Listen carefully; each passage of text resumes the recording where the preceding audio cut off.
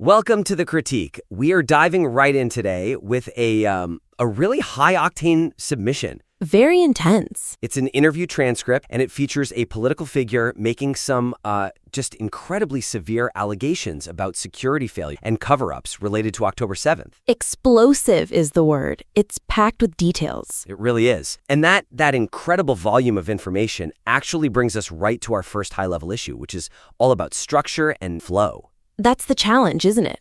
The speaker has, it's like a list of smoking guns. Right. But the way they're being fired, it risks overwhelming the audience. The material effectively leverages these really specific, high-stakes operational details. It does. But its rapid-fire presentation, it really risks diluting the immediate impact of the most critical security allegations. It feels like we're just being bombarded. The speaker moves from the allegation about Oscar, this Domri figure, and the Erez Crossing meeting. Instantly. And then immediately into the release of the Shifa hospital commander, then straight into the timing of the Tzala team evacuation. And then a hard pivot to the legal battles over immunity and the Muslim Brotherhood. It's too much. Yeah. This is a classic case where the flow, it sacrifices depth for breadth. Yes. You're hitting the listener with so many major disparate claims, one after the other. We don't have time to absorb the severity of one, foundational claim before we're on to the next one. So you lose the gravity of that secret meeting because you're already trying to process a totally separate political scandal. Exactly. What we need is a much clearer hierarchical structure, something that treats the most damaging operational claim as the center, the anchor. And then the other pieces become supporting evidence. They logically follow from that central point. But I could see the counterargument, right?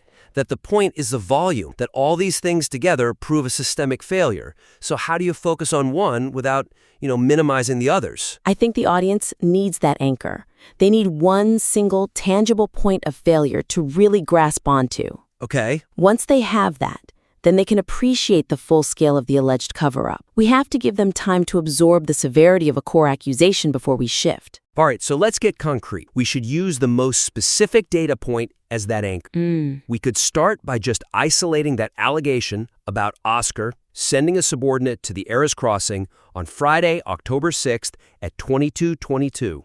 Yes, the 22:22 meeting. To meet with Ezzedine al-Haddad about SIM cards. Exactly. That is the moment. That's where the narrative pivots from, general negligence to a specific documented action just hours before the invasion. Right. We need to spend dedicated time on why that specific detail. The hour, the location, the SIM cards, why it matters so profoundly. This isn't just a detail, it's the core evidence. So you're saying we need to just pause. Yes. Let that 22:22 allegation land. Make the listener feel the weight of what's being claimed here on the very eve of the attack. Absolutely. Think about the impact of that. If the speaker slows down there, they can ask the questions the audience is already thinking. Why was this meeting happening? Why at that time? Why SIM cards? They establish the stakes of that single moment. Then, and only then, is the audience ready to digest the claims of institutional obstruction. And that's where the next powerful point comes in. Once that Erez Crossing claim has been fully absorbed,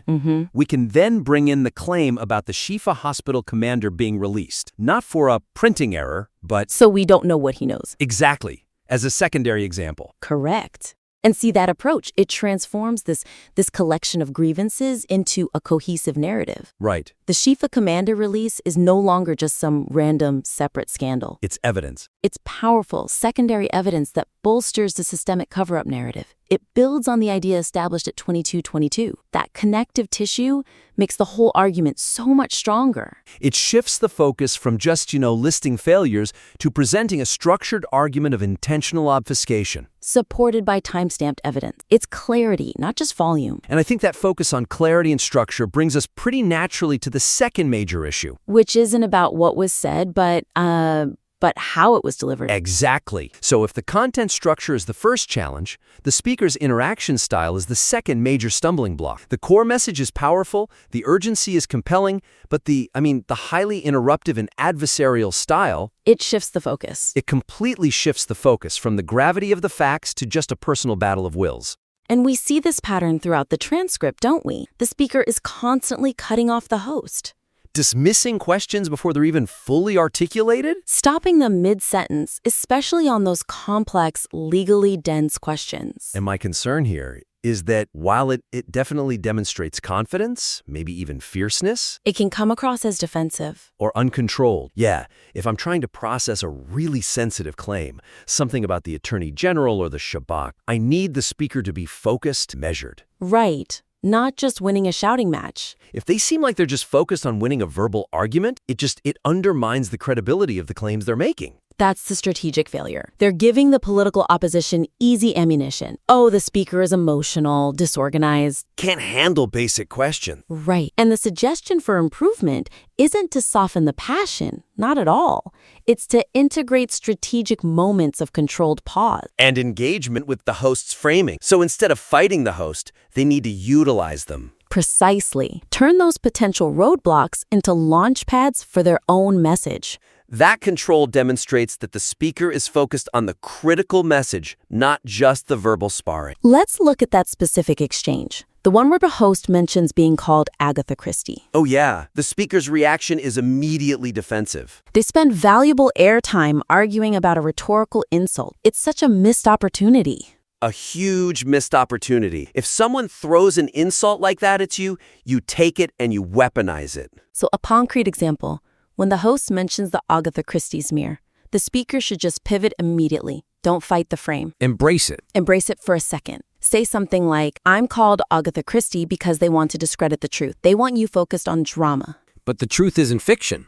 Let's look at the real facts they want to hide, that 22.22 errors crossing me. That is a masterclass in strategic communication. It shows the audience that the speaker is prepared for these attacks, and they are laser focused on the operational facts. It just dismisses the noise instantly. And there's another moment where the interruption is really damaging. It's that extended illegal question about immunity versus the Attorney General. Right. It's a complex question. It needs a few clauses just to set up the context. And then the speaker overwrites it before that legal framework is even fully established. I remember that. They just jump in, and it prevents the interviewer from setting the stage. Right. So the simple fix is allow the interviewer to complete the full legal question. Let it hang in the air. And then deliver that powerful new judicial apartheid answer.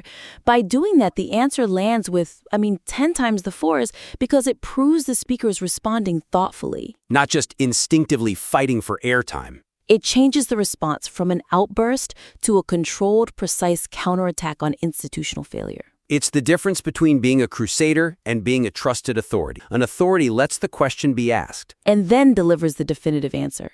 The speaker needs to show that kind of strategic patience. And speaking of control and delivery, that brings us to the segment's final moment. Which absolutely derails the entire endeavor. This is our third and final critique. It's about completeness and focus, specifically on that extremely chaotic ending. The dramatic, uncontrolled conclusion of the segment, it fundamentally undermines the serious, urgent message that was presented. Honestly, this is a unique kind of failure.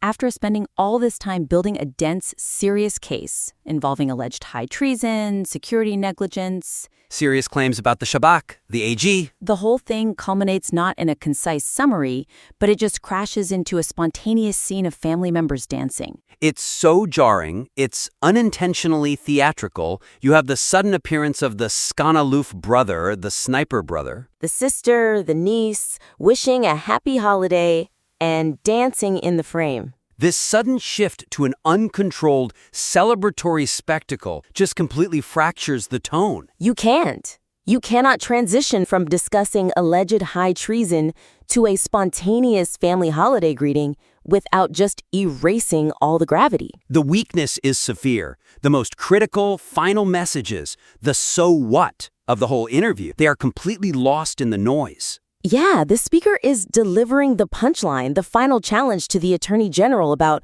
obstruction of justice. While people are literally dancing in the background. It drains all the urgency from that final crucial point. So the suggestion has to be about environment control. Heavily. Absolutely. If the intent is to show support or that they're grounded, that has to be integrated carefully, totally separate from the core legal conclusions. The environment for that final, weighty statement needs to be sterile and focused. That final message to the Attorney General about her alleged lack of immunity for obstruction of justice or misuse of power. That has to be the take. It has to be the segment's final, powerful takeaway.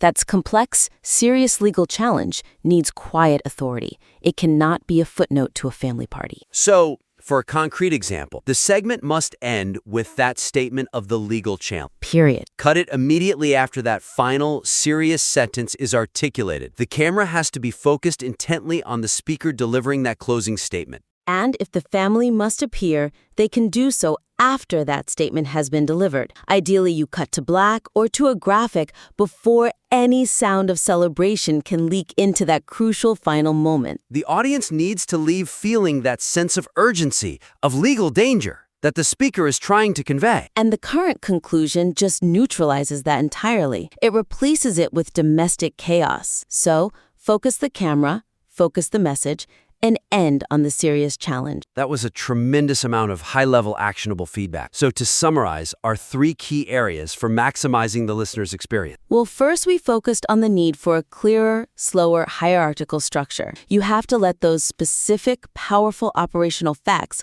like the 22.22 errors crossing meeting, land with their full force. Establish that anchor before you move on to the supporting claim. Second, we looked at the huge opportunity to strengthen credibility by strategically controlling the adversarial tone. Right. Use those insults and interruptions as immediate pivots back to the facts. Prove the speaker is disciplined and focused on the truth, not just winning a verbal sparring match. And finally, the necessity of absolute control over the environment and those closing moments. Ensure the conclusion reinforces the serious security and legal message. That final, powerful legal challenge must be the last thing the audience hears and absorbs. We see profound conviction and expertise in this work. I mean, it's clearly there. Take these suggestions and revisit the delivery. Just channel that conviction into a more strategically focused and impactful presentation. Yeah, focusing on that delivery strategy will ensure the undeniable gravity of these facts is never overlooked. We encourage you to implement these structural and tonal changes